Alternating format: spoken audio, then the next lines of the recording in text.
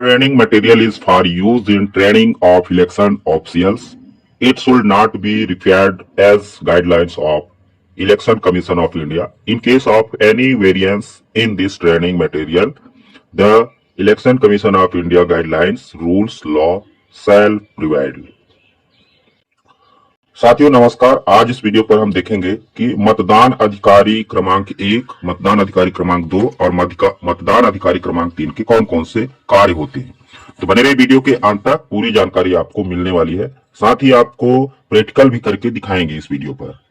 तो सबसे पहले हम देख लेते हैं मतदान अधिकारी क्रमांक 1 के कार्य। तो पहला कार्य है मतदान अधिकारी क्रमांक 1 का, वह अपने मतदान केंद्र के निर्वाचक नामावली की चिन्हित प्रति का प्रभारी होगा। जो वोटर लिस्ट मिलेगा चिन्हित प्रति, उसका प्रभारी होता है मतदान अधिकारी क्रमांक 1। मतदाता सबसे पहले जब वोट डालने आता है तो मतदान अधिकारी क्रमांक 1 से ही मिलता है।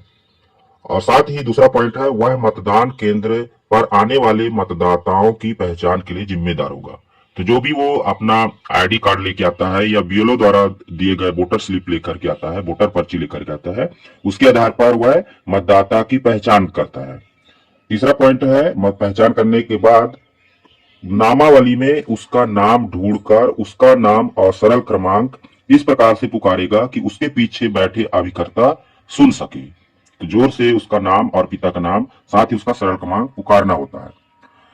जब इसके बाद कोई अभ्याक्षेप ना होने पर, जब वहां पर जो अभिकर्ता होता है उसके द्वारा कोई अभ्याक्षेप ना होने पर, निर्वाचक नामावली में उस मतदाता के नाम के खंड को नीचे बाएं कोने से ऊपर दाएं कोने तक एक सीधी लाल रेखा से क्रॉस कर देता है। चलिए हम आपको आगे दिखाएंगे इस प्रकार से क्रॉस करता है। अगला पॉइंट है, यदि महिला हो, मतदाता हो, तो उसके सरल क्रमांक पर गोल घेरा और उसके तृतीय लिंग होने पर सितारे का निशान लगाएगा। कुछ इस तरह से आप देख सकते हैं। यदि मतदाता पुरुष है तो इस तरीके से लाल स्याही से, लाल पेन से उसके नाम और सरल क्रमांक को इस तरीके से क्रॉस कर देगा। अगर महिला मतदाता है तो उसके जो नाम जहां पर होगा लाल लाइन से खींचना है और उसके सरल क्रमांक पर गोला कर देना है। और यदि वह तृतीय मतदाता है, तृतीय लिंग का मतदाता है, तब लाल लाइन खींचेगा लाल पेन से और स्टार का चिन्ह बनाएगा। तो साथियों यहां पर आप समझ गए होंगे। तो इस प्रकार से काम करेगा। साथ ही एक यहां पर वह मतदान करने वाले महिला, पुरुष और तृतीय लिंग के मतदाताओं की संख्या भी नोट करेगा। अपने जो डायरी होगा, जो कॉपी होगा, उस पर वह लिखते जाएगा। नोट इसलिए करेगा ताकि जो सेक्टर अधिकारी होंगे या अन्य कोई भी अधिकारी होंगे, हर 2 घंटे में जब जानकारी मांगी जाएगी तो वह बता पाएगा कि कितने महिला, पुरुष और टोटल मतदान अभी हो चुका है। तो आप समझ गए होंगे। तो ये काम मतदान अधिकारी क्रमांक 1 की होगा। साथ ही यहाँ पर आप देख सकते हैं, वह यह जानकारी भी रखेगा कि कितने मतदाताओं ने अपनी पहचान के लिए ईपिक का प्रयोग किया और कितनों ने किसी अन्य अभिलेख का इस्तेमाल किया। तो जो अपना आईडी कार्ड लेकर आएगा, चाहे वो ईपिक कार्ड हो, चाहे आधार कार्ड हो या पैन कार्ड हो, बैंक पासबुक हो, जो भी पहचान लेकर के आएगा उसकी संख्या भी उसे नोट करना होगा। अगला पॉइंट है, ईपिक द्वारा वैकल्पिक पहचान पत्रों की सूची मतदान से पहले जारी की जाती है। तो ईपिक द्वारा वैकल्पिक पहचान जैसे कि आधार कार्ड या पैन कार्ड, बैंक पासबुक, इसकी अलग से वैकल्पिक पहचान पत्रों की सूची मतदान केंद्र के बाहर पहले से चिपकाना होगा। साथ ही यह ध्यान रखे कि बीएलओ द्वारा वितरित फोटो विहीन मतदाता सूचना पर्ची नाम ढूंढने में सहायक हो सकते हैं, पर वे पहचान पत्र के रूप में स्वीकार नहीं किए जाएंगे।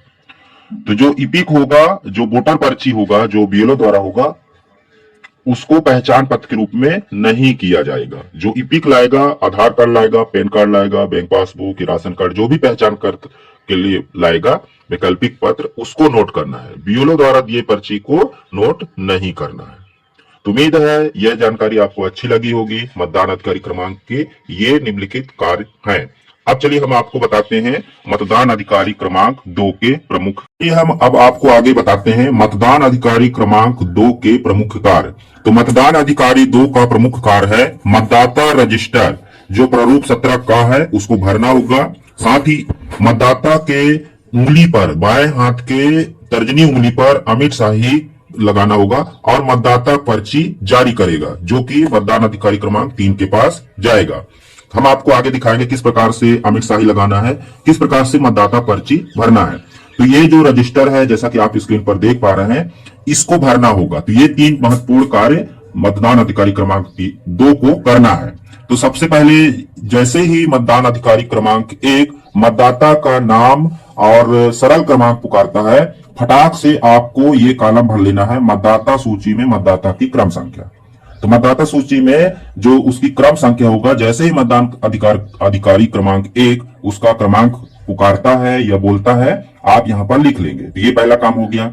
इसके बाद जैसे ही वो आपके पास आता है, तो सबसे पहले आप उसको अमिट शाही लगाएंगे उसके बाएं हाथ की तर्जनी पर, कुछ इस प्रकार से जैसा कि आप स्क्रीन पर देख रहे हैं। मतलब नाखून और उसके चमड़ी पर इस प्रकार से लगाना है ताकि वो स्पष्ट दिखे।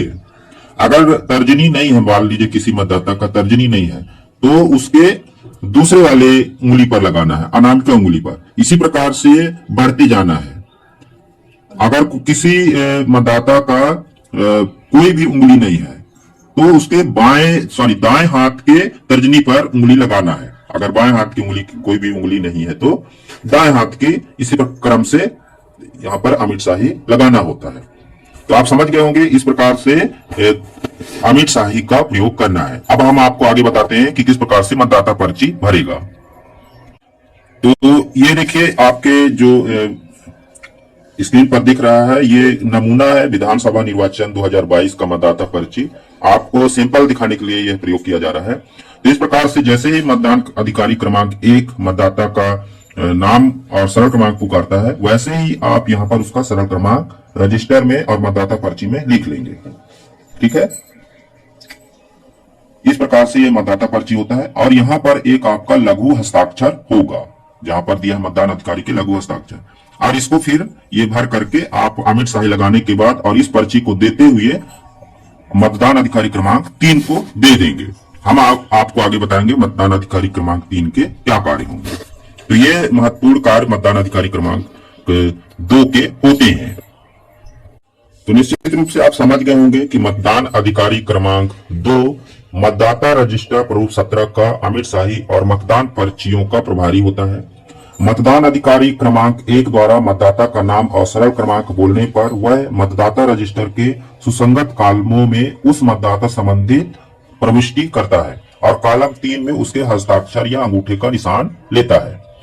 एएसटी मतदाता को बाएं हाथ के अंगूठे का निशान लगाना है, साथ ही उससे हस्ताक्षर भी लिया जाना है। एएसडी मतलब एब्सेंट, शिफ्टेड या डेथ मतदाता अगर मतदान केंद्र में पहुंच जाता है, तो ऐसे मतदाता का हस्ताक्षर और अंगूठे का निशान दोनों लेना है एक साथ। तो आप ये समझ गए होंगे। और इस प्रकार से जो मतदाता है वह मतदान क्रमांक अधिकारी 2 से मतदान अधिकारी क्रमांक 3 के पास जाएगा। चलिए अब हम आगे बताएंगे मतदान अधिकारी क्रमांक 3 के प्रमुख कार्य।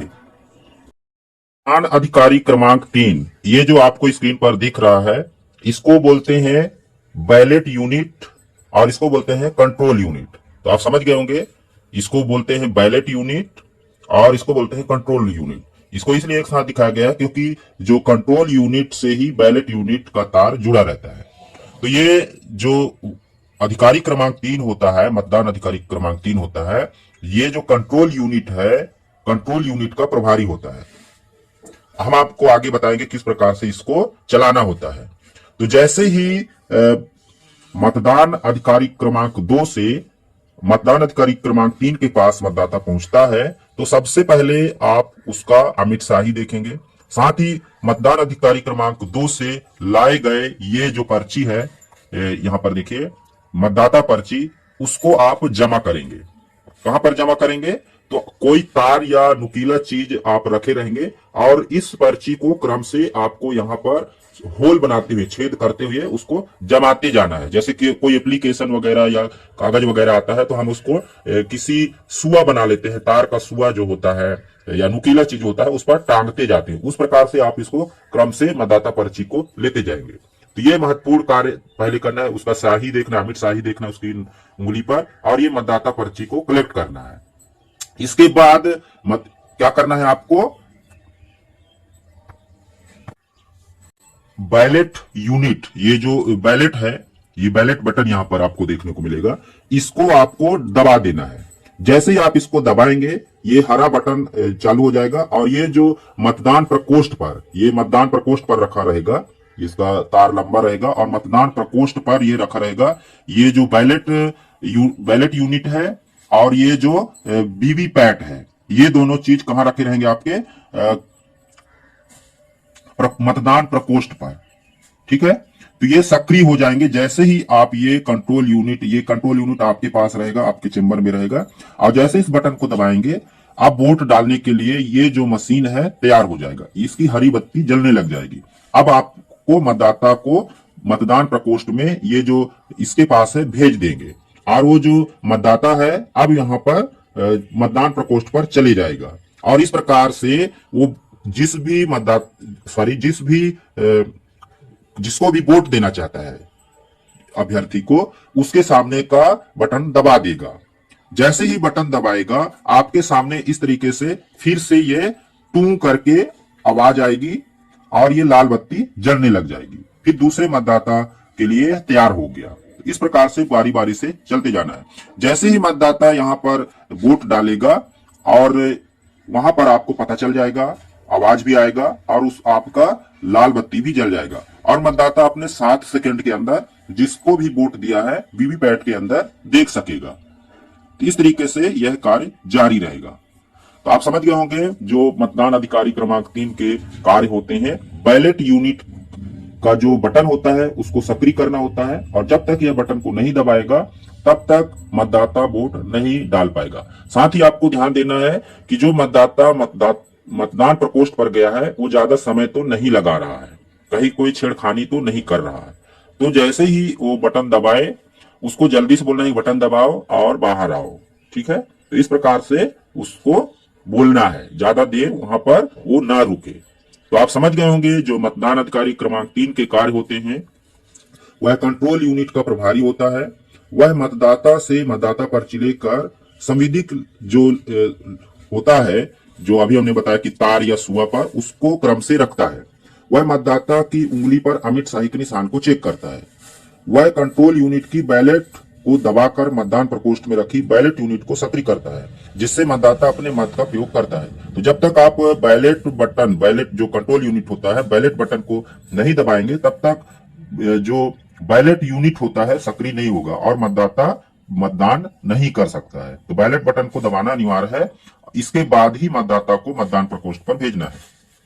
वह मतदान प्रकोष्ठ पर कड़ी नजर भी रखता है, जैसा कि हमने बताया कि ज्यादा देर ना लगाए मतदाता, अपना बटन दबाए, जैसे ही आपको आवाज आए आपकी बैलेट यूनिट पर आपको पता चले, आप फटाक से उसको बाहर निकलने के लिए कह देंगे। तो उम्मीद है साथियों यह जानकारी आपको अच्छी लगी होगी। आप चाहते तो इसका स्क्रीनशॉट भी ले सकते हैं। फिर मिलते हैं इसी प्रकार के नई जानकारी के साथ, तब तक के लिए जय जोहार।